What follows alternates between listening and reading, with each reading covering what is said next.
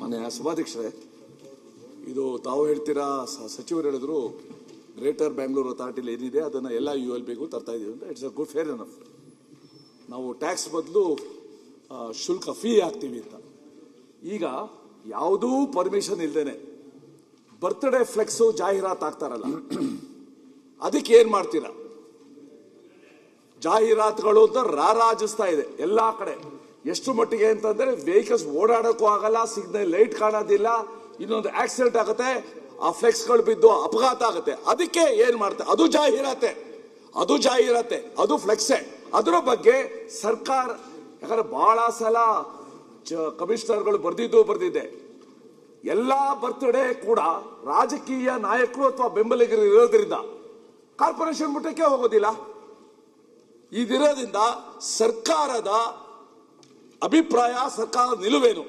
ಈ ಅನಧಿಕೃತ ಬರ್ತ್ಡೇ ಅನಧಿಕೃತ ಅಲ್ಲ, ಬರ್ತ್ಡೇದು ಅನಧಿಕೃತ ಜಾಹೀರಾತು, ಅದ್ರ ಬಗ್ಗೆ ಸರ್ಕಾರದ ನಿಲುವೇನು? ಮಾನ್ಯ ಸಭಾಧ್ಯಕ್ಷರೇ, ಒಬ್ಬೊಬ್ಬರೇ ಮಾತಾಡಿ. ಆಯ್ತು, ಅವರು ಸುಬ್ರಹ್ಮಣ್ಯ ಮಾತಾಡಿ. ಸಿದ್ದು ಸೌದಿ ಅಧ್ಯಕ್ಷರೇ, ಅವ್ರು ಮಾತಾಡಿ. ಈಗ ಒಂದು ಹೊಸ ಬಿಲ್ ಇಂಟ್ರೊಡ್ಯೂಸ್ ಮಾಡಕ್ಕೆ ಹೊರಟಿದ್ದಾರೆ, ಬಹಳ ಸ್ವಾಗತಾರ್ಹ. ಆದರೆ ಬೆಂಗಳೂರು ಮಹಾನಗರದಲ್ಲಿ ಏನಿದೆ GBA ಒಳಗಿರ್ತಕ್ಕಂಥದ್ದನ್ನೇ ಬೇರೆ ಕಡೆ ತರ್ತೀವಿ ಅಂತೇಳಿ ಇವತ್ತು ಬೆಂಗಳೂರಿನಲ್ಲಿ ಸೆಲ್ಫ್ ಅಡ್ವರ್ಟೈಸ್ಮೆಂಟ್ ಅಂತ ತಗೊಂಡು ಬೇರೆ ಬೇರೆ ಸ್ಕೂಲು ಕಾಲೇಜ್ಗಳ ಬಿಲ್ಡಿಂಗಲ್ಲೂ ಕೂಡ ಪ್ರೈವೇಟ್ ಅಡ್ವರ್ಟೈಸ್ಮೆಂಟ್ ನಡೀತಾ ಇದೆ ಅಂತಕ್ಕಂಥದ್ದನ್ನು ನಾನು ಹಿಂದೆನೂ ಚರ್ಚೆ ಮಾಡಿದ್ದೆ. ಅದ್ರ ಬಗ್ಗೆ ಕ್ರಮ ತಗೊಳ್ತೀವಿ ಅಂತ ಹೇಳಿದ್ರು, ಇಲ್ಲಿವರೆಗೆ ಕ್ರಮ ತಗೊಂಡಿಲ್ಲ. ಸಾಕಷ್ಟಕ್ಕೆ ಮಲ್ಟಿ ಸ್ಟೋರಿ ಬಿಲ್ಡಿಂಗ್ಸಲ್ಲಿ ಬಿಲ್ಡಿಂಗಿಗೆ ಲೈಸೆನ್ಸೇ ಇಲ್ಲ, ಅಂದರೆ ಪ್ಲ್ಯಾನ್ ಇಲ್ದಲೇ ಕಟ್ಟಿರ್ತಕ್ಕಂತಹದ್ದಕ್ಕೂ ಕೂಡ ಅಡ್ವರ್ಟೈಸ್ಮೆಂಟ್ ಬೋರ್ಡ್ ಹಾಕಲಿಕ್ಕೆ ಅವಕಾಶವನ್ನು ಕಲ್ಪಿಸಿದ್ದಾರೆ.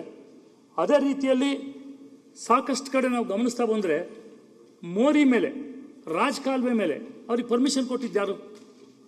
ಅದ್ರ ಬಗ್ಗೆ ಚರ್ಚೆ ಮಾಡ್ತಾ ಇಲ್ಲ. ಏನ್ ಮಾಡ್ಬೇಕೀಗ? 40 ರಿಂದ 50 ಕಿಲೋವ್ಯಾಟ್ ಕಿಲೋವ್ಯಾಟ್ ಪವರ್ ಬೇಕಾಗುತ್ತೆ. ಮೋರಿ ಮೇಲ್ಗಡೆ ಇವರು ಯಾವ ಥರ ಪರ್ಮಿಷನ್, ಅದಕ್ಕೆ ಬೆಸ್ಕಾಂನವರು ಪರ್ಮಿಷನ್ ಕೊಡ್ತಾ ಇದ್ದಾರೆ. ಇದಕ್ಕೆಲ್ಲ ಒಂದು ಕಾನೂನು ಸರಿಯಾದಂಥ ರೀತಿಯಲ್ಲಿ ಮಾಡಬೇಕಲ್ಲ. ಬರೀ ಜಸ್ಟ್ ನಾವು ಕಾನೂನು ಹೇಳಿ ಯಾವ್ಯಾವ ಬಿಲ್ಡಿಂಗ್ಗಳಲ್ಲಿ ಟ್ಯಾಕ್ಸ್ ವಸೂಲಿ ಮಾಡಬೇಕಾಗಿತ್ತು ಆ ಟ್ಯಾಕ್ಸ್ಗಳನ್ನು, ಅಡ್ವರ್ಟೈಸ್ಮೆಂಟ್ ಟ್ಯಾಕ್ಸ್ಗಳು ಬರ್ತಾ ಇಲ್ಲ. ಇವತ್ತು ಹೇಳ್ತಾ ಇದ್ದಾರೆ ಫೀ ಹಾಕ್ತೀವಿ, ಇನ್ನೊಂದು ಮಾಡ್ತೀವಿ, ಬೇರೆ ಕಡೆ ತರಿಸ್ತೀವಿ ಅಂತ. ಇದು ಯಾವುದು ಇಲ್ಲಿರ್ತಕ್ಕಂಥದ್ದು ಕೂಡ ಇಂಪ್ಲಿಮೆಂಟೇಷನ್ ಆಗ್ತಾ ಇಲ್ಲ. ಆ ದೃಷ್ಟಿಯಿಂದ ಇವತ್ತು ಏನು GBA ವ್ಯಾಪ್ತಿಯಲ್ಲಿ ಕೊಟ್ಟಿದ್ದಾರೆ ಇದನ್ನೆಲ್ಲ ಪುನರ್ ಪರಿಶೀಲನೆ ಮಾಡಬೇಕು. ಕೇವಲ ಇದನ್ನ ನಾನು ನನ್ನ ಸ್ವಂತ ಅಂಗಡಿಯ ಅಡ್ವರ್ಟೈಸ್ಮೆಂಟ್ ಮಾಡ್ತೀನಿ, ಇನ್ನೊಂದು ಮಾಡ್ತೀನಿ ಅಂತ ಹೇಳಿ ಅಡ್ವರ್ಟೈಸ್ಮೆಂಟ್ ತಗೊಂಡು ಅವ್ರು ಹೆಂಗ್ ಪರ್ಮಿಷನ್ ಕೊಟ್ಟಿದ್ದಾರೆ ಅದನ್ನ ತಕ್ಷಣ ನಿಲ್ಸಕ್ಕೆ ಏನ್ ಕ್ರಮ ತಗೋತೀರಿ ಅದನ್ನು ದಯಮಾಡಿ ಹೇಳ್ಬೇಕು. ಸಿದ್ದು ಸೌದಿ ಅವರು. ಮಾನ್ಯ ಅಧ್ಯಕ್ಷರೇ, ಏನ್ ತಿದ್ದುಪಡಿ ಬಿಲ್ ಏನು ತರಾತಾರೆ ಇದನ್ನ ನಗರಸಭೆ ವ್ಯಾಪ್ತಿಯೊಳಗ, ಮಹಾನಗರ ಸಭೆಯೊಳಗ, ಈ ಬಿಲ್ಲಿನೊಳಗ ಏನ್ ಹೇಳ್ತಾರಂದ್ರ ಪ್ರೈವೇಟ್ ಬಿಲ್ಡಿಂಗ್ ಮೇಲೆ ನೀವು ಪ್ರದರ್ಶನ ಮಾಡ್ರೂ ಸಹಿತ ಟ್ಯಾಕ್ಸ್ ನಗರಸಭೆ ಕಟ್ಟಬೇಕನ್ನುವಂಥದ್ದನ್ನು ತಂದಿದ್ದಾರೆ. ಕೆಲವೊಂದು ಊರಾಗ ಜಾತ್ರೆಗಳಾಗ್ತವೆ, ಜಾತ್ರೆ ದಿವಸ ಎಲ್ಲರೂ ಭಕ್ತರು ಪ್ರದರ್ಶನ ಮಾಡ್ತಾರೆ, ಕಟೌಟ್ಸ್ಗಳನ್ನು ಪ್ರದರ್ಶನ ಮಾಡ್ತಾರೆ.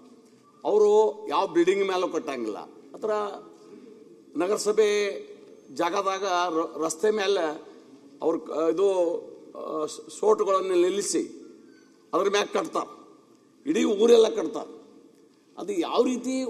ಮತ್ತು ಇವರು ವಸೂಲಿ ಈಗ ಹೇಳಿಬಿಡ್ಲಿ, ಎಷ್ಟು ವಸೂಲಿ ಮಾಡ್ಯಾರ ಇವರು? ನಿರಂತರವಾಗಿ ನಗರಸಭೆ ಒಳಗೆ ಕಟೌಟ್ಗಳು ರಾಜಕೀಯ ಮುಖಂಡರು ನಮ್ಮನ್ನು ಹಿಡ್ಕೊಂಡು ರಾರಾಜಿಸ್ತಾವೆ. ಒಂದು ಪೈಸಾ ನಗರಸಭೆಗೆ ಟ್ಯಾಕ್ಸ್ ಕಟ್ಟಂಗಿಲ್ಲ ಯಾರು. ಮತ್ತಾಯ್ತಾ ಅವ್ರು ಪರ್ಮಿಷನ್ ತೊಗೊಂಡು ಅವರು ಕಟೌಟ್ ಪ್ರದರ್ಶನ ಮಾಡಿದ ಬಳಿಕ ಲಿಮಿಟ್ ಇರ್ತದಲ್ಲ, ಅದಕ್ಕೆ 2 ದಿನ 3 ದಿನ ತೆಗಿಬೇಕಲ್ಲ. ಉಳಿದ ಪಕ್ಷದವರು 2 ದಿನದಾಗ ಕಿತ್ತು ಹಾಕ್ತಾರೆ, ಒಯ್ತಾರೆ. ಆದ್ರೆ ಆಡಳಿತ ಪಕ್ಷದವ್ರು ತಿಂಗಳಗಟ್ಟಲೆ ಹಂಗೆ ಮೆರಿತಿರ್ತಾವೆ. ಇದು ತಾರತಮ್ಯ ಆಗ್ತದೆ. ಅದಕ್ಕೆ ಒಂದು ನಿರ್ದಾಕ್ಷಿಣ್ಯ ಕ್ರಮ ತಗೊಳ್ರಿ. ನಮ್ದು ಅಭಿಪ್ರಾಯ ಏನು, ನೀವು ಪ್ರೈವೇಟ್ ಬಿಲ್ಡಿಂಗ್ ಮ್ಯಾಗ ಕಾಲೇಜು ಇತರೆ ಫಂಕ್ಷನ್ಗಳು ತಮ್ಮ ಮನೆ ಮೇಲೆ, ತಮ್ಮ ಅಂಗಡಿ ಮೇಲೆ ಅವ್ರು ಪ್ರದರ್ಶನ ಮಾಡಲಿಕ್ಕೆ ಅದನ್ನು ಕೈ ಬಿಟ್ಟರೆ ಚಲೋ ಇರ್ತೈತಿ, ಒಳ್ಳೇದಿರ್ತೈತಿ. ಲಿಮಿಟೆಡ್ ಹಾಕಾವು. ಈಗ ಈ ಸಾರ್ವಜನಿಕ ಯಾವುದೇ ಸರ್ಕಾರಿ ಆಸ್ತಿ, ಸಂಘ ಸಂಸ್ಥೆಗಳ ಆಸ್ತಿ ಮೇಲೆ ನೀವು ಪ್ರದರ್ಶನ. ಸುರೇಶ್. ಅಧ್ಯಕ್ಷರೇ, ಈಗ ಕರ್ನಾಟಕ ಮುನ್ಸಿಪಾಲಿಟಿ ಕಾನೂನು ಬಗ್ಗೆ ತಿದ್ದುಪಡಿ ವಿಧೇಯಕವನ್ನು ಸಚಿವರು ತಂದಿದ್ದಾರೆ. ಇದರಲ್ಲಿ ಈಗ ಏನಾಗಿದೆ ಅಂತ ಕೇಳಿದರೆ, ಬೆಂಗಳೂರಿನಲ್ಲಿ ಕೂತು ಇಲ್ಲಿ ಮಂತ್ರಿಗಳು ಮತ್ತು ಅಥವಾ ಸರ್ಕಾರ ಒಂದು ನಿಯಮವನ್ನು ಜಾರಿ ಮಾಡಿಕೊಂಡು ಹೋರ್ಡಿಂಗ್ಸ್ನ ಬಗ್ಗೆ ಎಲ್ಲ ನಗರಗಳಿಗೆ ನಗರ ಪಾಲಿಕೆ ಮತ್ತು ನಗರಗಳಿಗೆ ಹೋರ್ಡಿಂಗ್ಸ್ ಒಂದು ವ್ಯವಸ್ಥೆಯನ್ನು ಯಾರಿಗಾದ್ರೂ ಟೆಂಡರ್ ಕೊಡ್ತಾರೆ. ಈಗ ಉದಾಹರಣೆಗೆ ಹೇಳ್ತೀನಿ ಅಂತ ಕೇಳಿದ್ರೆ, ಮಂಗಳೂರು ಭಾಗದ ಹೋರ್ಡಿಂಗ್ಸ್ ಮಾಲಕರ ಎಲ್ಲ ತಂಡಗಳು ಏನು ಇಷ್ಟು ವರ್ಷ ಅಲ್ಲಿದ್ರು, ಅವರು ಕೋರ್ಟಿಗೆ ಹೋಗಿದ್ದಾರೆ. ಯಾಕೆ ಕೋರ್ಟಿಗೆ ಹೋಗಿದ್ದಾರೆ ಅಂತ ಕೇಳಿದ್ರೆ, ಅವರು ಈಗಾಗಲೇ ಬೆಂಗಳೂರಿನಿಂದ ಯಾರಿಗೋ ಒಂದಿಗೋ ತಮಿಳುನಾಡು ಮೂಲದವರಿಗೆ ಮಂಗಳೂರಿನ ಎಲ್ಲ ಹೋರ್ಡಿಂಗ್ಸ್ ಅನ್ನ ಅವರಿಗೆ ಅಂತ ಹೇಳುವಂಥ ರೀತಿಯಲ್ಲಿ ಅಲ್ಲಿ ಒಪ್ಪಂದ ಮಾಡ್ಕೊಂಡಿದ್ದಾರೆ. ಅದಕ್ಕಾಗಿ ಇಷ್ಟು ವರ್ಷ ನಾವು ಇದ್ದವ್ರು ಎಲ್ಲಿ ಹೋಗಬೇಕು ಅಂತೇಳಿ ಇದ್ರ ಬಗ್ಗೆ ಇದು ಏನು ಹೇಳುತ್ತೆ ಅಂತೇಳಿ ಒಂದವ್ರು ಹೇಳಬೇಕು. ಎರಡನೇದು, ಈಗಾಗಲೇ ಒಂದು ಪೊಲೀಸ್ ಚೆಕ್ ಪೋಸ್ಟ್ ನಗರದಲ್ಲಿ ಹಾಕಿದ್ದಾರೆ, ಮಂಗಳೂರಿನಲ್ಲಿ ತಾವು ನೋಡಿದ್ದೀರಿ. ಅಲ್ಲಲ್ಲಿ ಫುಟ್ಪಾತ್ ಮೇಲೆ ಹಾಕಿದ್ದಾರೆ, ಕೆಲವರು ಜಾಗವನ್ನು ರಸ್ತೆ ಅಗಲೀಕರಣಕ್ಕೆ ಬಿಟ್ಟ ಜಾಗದಲ್ಲಿ ಹಾಕಿದ್ದಾರೆ, ಪೆಟ್ರೋಲ್ ಪಂಪ್.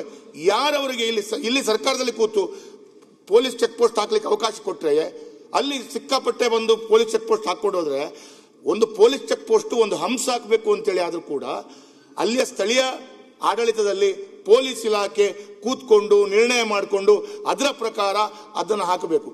ಅದು ಬಿಟ್ಟು ಮಂಗಳೂರಿನಲ್ಲಿ ಒಂದು 500 ಚೆಕ್ ಪೋಸ್ಟ್ ಹಾಕಿಬಿಟ್ಟಿದ್ದಾರೆ. ಯಾರು ಎಲ್ಲಿ ಕೂತು ಅನುಮತಿ ಕೊಡುದು?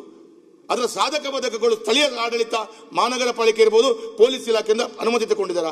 ಅದರಲ್ಲಿ ಒಂದು ಮೇಲೆ ಅಡ್ವರ್ಟೈಸ್ಮೆಂಟ್ ಬಿಟ್ಟು ನಿಮಗೆ ಪೊಲೀಸ್ ಚೆಕ್ ಪೋಸ್ಟ್ ಮೇಲೆ ನಿಮಗೆ ಏನಾದರೂ ಅಡ್ವರ್ಟೈಸ್ಮೆಂಟ್ ಹಾಕಬೇಕಾದ್ರೆ ಅವ್ರದ್ದೊಂದು ಫೋನ್ ನಂಬರ್ ಹಾಕಿರ್ತಾರೆ. ನಾನು ನೋಡಿದ ಈ ರೀತಿಯ ನಿಯಮಗಳು ಅವರು ಇಲ್ಲಿ ಕೂತು ಮಾಡ್ತಾರೆ, ಸರ್ಕಾರ ಕೂತ್ಕೊಂಡು ಮಾಡ್ತಾರೆ ಅಥವಾ ಮಂತ್ರಿಗಳು ತಗೊಳ್ತಾರೆ ಅಂತೇಳಿ ಆದ್ರೆ, ಅಲ್ಲಿ ಇಷ್ಟು ವರ್ಷದಿಂದ ಆ ವರ್ಡಿಂಗ್ಸ್ ಅನ್ನ ನಡೆಸ್ಕೊಂಡು ಬಂದವರು ನಾಳೆ ನಿಮ್ಮದೇ ಕಾರ್ಯಕ್ರಮಕ್ಕೊಂದು ನಿಮ್ಮ ವಿಧಾನಸಭಾ ಕ್ಷೇತ್ರದಲ್ಲಿ ಒಂದು ಕಾರ್ಯಕ್ರಮಕ್ಕೆ ಹಾಕಬೇಕು. ಫ್ಲೆಕ್ಸ್ ಹಾಕ್ಲಿಕ್ಕೆ ಅನುಮತಿ ಇಲ್ಲ, ಸರಿ, ರಸ್ತೆ ಬದಿಯಲ್ಲಿ ಹೋರ್ಡಿಂಗ್ಸ್ ಆಗಬೇಕು. ಈ ಬೆಂಗಳೂರಿನ ಕಂಪನಿಯನ್ನು ಬೆಂಗಳೂರಿನಲ್ಲಿ ಹುಡ್ಕೊಂಡು ಬರ್ಬೇಕು ನಾವೀಗ. ಅದಕ್ಕಾಗಿ ಅದರ ಬಗ್ಗೆ ಅವರು ಈಗ ಆ ಹೋರ್ಡಿಂಗ್ಸ್ ಕಂಪನಿಯವರು, ಮಂಗಳೂರಿನ ಹೋರ್ಡಿಂಗ್ಸ್ ಕಂಪನಿಯವರು ಎಲ್ಲರೂ ಕೋರ್ಟಿಗೆ ಹೋಗಿದ್ದಾರೆ. ಅಧಿಕಾರಿಗಳು ಕೋರ್ಟ್ ಕೇಸನ್ನು ಹಿಂಪಡಿತಿರೋ ನಿಮ್ಗೆ ಮುಂದಿನ ಯಾವುದೇ ರಿನ್ಯೂವಲ್ ಅನ್ನ ಮಾಡಲ್ಲ ಅಂತ ಹೇಳುವಂಥದ್ದು ಒಂದು ರೀತಿಯ ಬ್ಲಾಕ್ ಮೇಲ್ ಮಾಡ್ತಾ ಇರುವಂತ ಪರಿಸ್ಥಿತಿ ಒಂದು ಒದಗಿದೆ. ಅದಕ್ಕೆ ಈ ಬಿಲ್ ನಾನು ಕೇಳಿದಂತ ಈ ಪ್ರಶ್ನೆಗೆ ಏನು ಆಗುತ್ತೆ ಅಂತ ಹೇಳೋದು ಉತ್ತರ ಕೊಡಬೇಕು. ಎರಡನೇದು, ಈಗಾಗಲೇ ಹೋರ್ಡಿಂಗ್ಸ್ ನಲ್ಲಿ ಅವರು ಹೇಳಿದರು, ಕೆಲವು ಕಡೆಗಳಲ್ಲಿ ಸರ್ಕಾರಿ ಜಾಗದಲ್ಲಿರುವಂತಹ ಮಹಾನಗರ ಪಾಲಿಕೆ ಜಾಗದಲ್ಲಿರುವಂತಹ ಸಂಪೂರ್ಣವಾಗಿ ಬಾಡಿಗೆ ಮಹಾನಗರ ಪಾಲಿಕೆ ಹೋಗುತ್ತೆ. ಪ್ರೈವೇಟ್ ಇದ್ರೆ ಅದರ ರೆಂಟ್ ಪ್ರೈವೇಟ್ಗೆ ಬರುತ್ತೆ, ಅದರ ಸ್ಮಾಲ್ ಆದ ಅಮೌಂಟ್ ಅನ್ನ ಕಾರ್ಪೊರೇಷನ್ಗೋ ಅದು ಸ್ಥಳೀಯ ಸಂಸ್ಥೆಗೆ ಕಟ್ಟಬೇಕು. ಇಲ್ಲಿ ಆ ಅಗ್ರಿಮೆಂಟ್ ಮಾಡಿದಾಗ ಕೂಡ ಅವ್ರು ಏನು ಮಾಡ್ತಾರೆ ಅಂತ ಕೇಳಿದ್ರೆ, 60/40 ಅಂತೇಳಿ ಇದ್ರೆ ಅವರು 10/20 ಟ್ಯಾಕ್ಸ್ ಕಟ್ತಾರೆ. ನಿಮ್ಗೆ ಗೊತ್ತಿದೆ, ಈ ರೀತಿಯ ಅವ್ಯವಸ್ಥೆಗಳಾಗುತ್ತೆ. ಬೆಂಗಳೂರಿನ ಕಂಪನಿಯನ್ನು ಯಾರೋ ಒಬ್ಬನೇ ತಗೊಂಡ್ರೆ, ಈ ರೀತಿಯ ಒಬ್ಬರು ಅಧಿಕಾರಿಗಳು ಆ ಒಂದು ಕಂಪನಿಯೊಟ್ಟಿಗೆ ಶಾಮೀಲಾದ್ರೆ ಇದಕ್ಕೆ ಭ್ರಷ್ಟಾಚಾರದ ಬಹಳ ದೊಡ್ಡ ರೀತಿಯ ಗೊಂದಲ ಆಗುತ್ತೆ. ಸರ್ಕಾರ ಈಗಾಗಲೇ 3 ಕೋಟಿ, 1 ಮಿನಿಟ್, ಈಗಾಗಲೇ ಮಂಗಳೂರು ಮಹಾನಗರ ಪಾಲಿಕೆಗೆ 3 ರಿಂದ 3.5 ಕೋಟಿ ರೂಪಾಯಿ ಆದಾಯ ಬರುವುದು. ಸರಿಯಾಗಿ ಮಾಡಿದ್ರೆ 10 ಕೋಟಿ ಬರಬಹುದು. ಆದ್ರೆ ಇಂಥ ಯಾರೋ ಒನ್ ಮ್ಯಾನ್ ಬಂದ್ರೆ ಸರ್ಕಾರದ ಆದಾಯಗಳು ಪರಿಸ್ಥಿತಿಗಳು ಏನಾಗುತ್ತೆ ಅಂತ ಹೇಳೋದು ಈ ಬಿಲ್ಲಿನಲ್ಲಿ ಉಲ್ಲೇಖ ಆಗಿದೆ ಅಂತ ಹೇಳಿ ಮಂತ್ರಿಗಳು ಹೇಳಬೇಕು. ಒಂದು ಸೆಕೆಂಡ್, ಅವರು ಉತ್ತರ ಕೊಡ್ತಾರೆ, ಅನಂತರ ಸುರೇಶ್ ಉತ್ತರ ಅನಂತರ ಸುರೇಶ್ ಅವರು ಕೊಡ್ತಾರೆ. ನೀವು ಪೊಲೀಸ್ ಇಲಾಖೆಯಲ್ಲಿಂದ ಇಲ್ಲಿಂದ ಮಂತ್ರಿಗಳು ಡೈರೆಕ್ಷನ್ ಕೊಟ್ಟವ್ರೆ ಅಂತಕ್ಕಂಥ ಮಾತನ್ನ ಹೇಳಿದ್ರಿ. ಚೆಕ್ ಪೋಸ್ಟ್ ಗಳು ಮಾಡೋದಕ್ಕೆ ಪೊಲೀಸ್ ಇಲ್ಲಿಂದ ಡೈರೆಕ್ಟ್, ನಾವು ಯಾರು ಇಲ್ಲಿಂದ ನೀವಲ್ಲ, ನಿಮಗೂ ಗೊತ್ತಿಲ್ಲ ಸರ್. ಇಲ್ಲ ಸಾರಿ ಕರೆಕ್ಟ್ ಮಾಡ್ಕೊಳ್ಳಿ.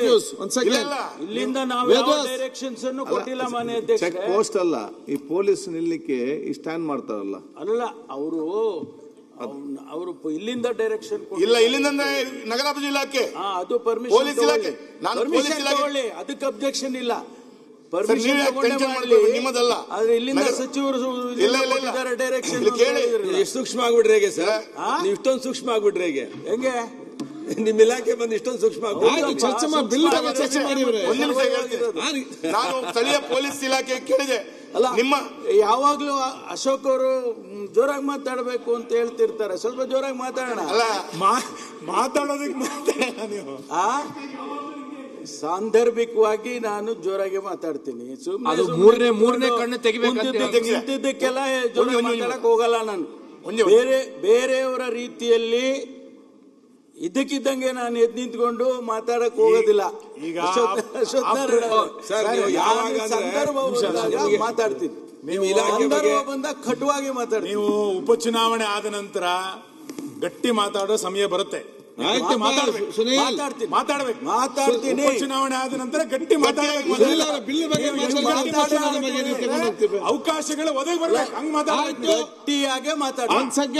ಈಗ ಬಿಲ್ ಬಗ್ಗೆ ಮಾತಾಡಿ, ಉಪಚುನಾವಣೆ ಮತ್ತೆ ನೋಡಿ ನೀವು ಚೆನ್ನೈ ಅವರು ಕೂತ್ಕೊಳ್ಳಿ ಅಧ್ಯಕ್ಷ ಮಾನ್ಯ ವೇದಾಸ್, ಅಧ್ಯಕ್ಷ ಒಂದೇ ನಾನು minute, ಅಧ್ಯಕ್ಷ. ಕೇಳಿ. ಸುರೇಶಣ್ಣ 1 minute.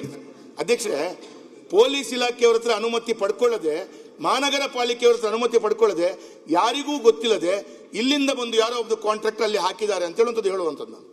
ಅಥವಾ ಹೇಳಿದ್ರಲ್ಲ. ಹೌದು, ಅದಕ್ಕೆ ಅಲ್ಲಿ ಯಾರವರಿಗೆ ಅನುಮತಿ ಕೊಟ್ಟಿದ್ದಾರೆ, ಫುಟ್ಪಾತ್ ಮೇಲೆಗೆ ಕಟ್ಟಲಿಕ್ಕೆ ಯಾರದಾದ್ರೂ ಅನುಮತಿಯನ್ನು ಪಡ್ಕೊಂಡಿದ್ದಾರೆ ಅಂತ ಹೇಳಿದ್ರೆ ಗೊತ್ತಿಲ್ಲ. ಅದಕ್ಕೆ ಅದನ್ನು ಡೆಮಾಲಿಷ್ ಮಾಡ್ತಾರೆ ಅವರು. ಓಕೆ, ಉತ್ತರ ಕೊಡ್ಬೇಕು. ಅದೀಗ ಸುರೇಶ್. ಮಾನ್ಯ ಸಭಾಧ್ಯಕ್ಷರೇ, ಇವತ್ತೇನು ಈ ಬಿಲ್ಲನ್ನ ತಂದಿದ್ದಾರೆ ಅದನ್ನು ನಾನು ಸ್ವಾಗತ ಮಾಡ್ತೇನೆ. ವಿಶೇಷವಾಗಿ ಈ ಫ್ಲೆಕ್ಸ್ಗಳ ಅವಳಿ ಇವತ್ತು 224 ಕ್ಷೇತ್ರದಲ್ಲಿ ಇರುವಂತಹ ಶಾಸಕರಿಗೆ ಇದೊಂದು ಸವಾಲು. ಈ ಫ್ಲೆಕ್ಸ್ಗಳು ಯಾವ ರೀತಿ ಇರ್ತವೆ ಅಂದ್ರೆ, ಜಾತ್ರೆಗಳಲ್ಲಿ ನಮ್ಮ ದೇವರ ಜಾತ್ರೆಗಳಿರುತ್ತೆ, ಅಲ್ಲಿ ದೇವರದ ಫೋಟೋಗಳೇ ಇರಲ್ಲ, ಬರೀ ನಮ್ಮ ರಾಜಕಾರಣಿಗಳದು ಮತ್ತೆ ಪುಂಡ್ರು ಪೋಖರಿಗಳದು ಆ ಫ್ಲೆಕ್ಸ್ಗಳಿಗೆ ರಜರಿಸಿರ್ತವೆ. ಅದರಿಂದ ನಾನು ಈ ಸಂದರ್ಭದಲ್ಲಿ ಸರ್ಕಾರಕ್ಕೆ ಈ ಫ್ಲೆಕ್ಸ್ ಇಂದ ಒಂದು ಬಳ್ಳಾರಿಯಲ್ಲಿ ಆಗಿರುವಂತ ಒಂದು ಗಲಾಟೆ, ಜನಾರ್ದನ್ ರೆಡ್ಡಿ ಅವರು ಎದುರಿಸಿದಂತ ಒಂದು ಸಂದರ್ಭ, ಸಿದ್ದರಾಮಯ್ಯನವರ ಕ್ಷೇತ್ರದಲ್ಲಿ ಮಾನ್ಯ ಮುಖ್ಯಮಂತ್ರಿಗಳ ಕ್ಷೇತ್ರದಲ್ಲಿ ಈ ಫ್ಲೆಕ್ಸ್ ವಿಷಯದಲ್ಲಿ ಆಗಿರುವಂತ ಒಂದು ಗಲಾಟೆ. ನೆಕ್ಸ್ಟ್ ಶಿಡ್ಲಘಟ್ಟದಲ್ಲೆಲ್ಲ ಒಂದು ಸಲ ಜಮೀರ್ ಅಹಮದ್ ಅವ್ರ ಮಗಂದು ಯಾವ್ದು ಅಡ್ವರ್ಟೈಸ್ಮೆಂಟ್, ಪಿಕ್ಚರ್ ಅಡ್ವರ್ಟೈಸ್ಮೆಂಟ್ ಅಲ್ಲಿ ಆಗಿರುವಂತ ಅಧಿಕಾರಿಗಳ ಮೇಲೆ ಧಮಕಿ ಹಾಕಿರುವಂತ ಗಲಾಟೆಗಳು, ಇವು ಇಡೀ ಕ್ಷೇತ್ರದ ಎಲ್ಲ ಕಡೆ ಅಂತ ನಡೆಯುವಂತ ಗಲಾಟೆಗಳು. ಮೊದಲನೇದಾಗಿ ಆ ಫ್ಲೆಕ್ಸ್ ಏನು ಆ ಪ್ಲಾಸ್ಟಿಕ್ ಉಪಯೋಗಿಸ್ತಾರೆ ಅದು ಸರ್ಕಾರ ಬ್ಯಾನ್ ಮಾಡಿದೆ, ಕರ್ನಾಟಕ ಸರ್ಕಾರ ಅದನ್ನ ಬ್ಯಾನ್ ಮಾಡಿದೆ. ಆದ್ರೂ ಕೂಡ ಅದನ್ನ ಮ್ಯಾನುಫ್ಯಾಕ್ಚರ್ ಮಾಡಿ ಈ ಫ್ಲೆಕ್ಸ್ ಕಂಪನಿಯವರು ಹಾಕ್ತಿದ್ದಾರೆ. ಆದ್ರೆ ಸರ್ಕಾರಕ್ಕೆ ನಾನು ಕ್ವಶನ್ ಕೂಡ ನ್ಯೂಸ್ ಫಸ್ಟ್ ನಿರ್ಭೀತಿಯಿಂದ ನಿಮ್ಮ ಪರವಾಗಿ.